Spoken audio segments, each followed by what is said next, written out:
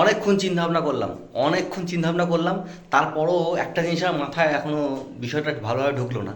আচ্ছা, আপনারা প্ল্যাটফর্মে যখন গেছেন, ট্রেন নিশ্চয়ই ট্রেন ধরবেন বলে, তো ঠিক আছে, ট্রেন টাইম মতো হলে, মানে ট্রেনের টাইম হলে প্ল্যাটফর্মে ঠিক চলে আসবে ট্রেন।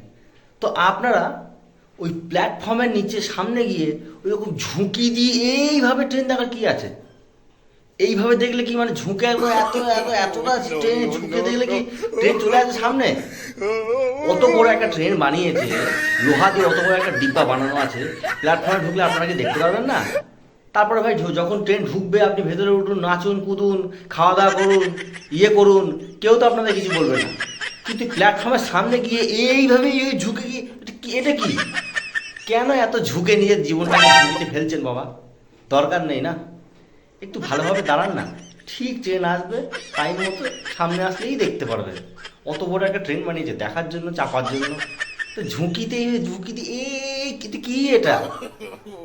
প্লিজ এরকম করবেন না।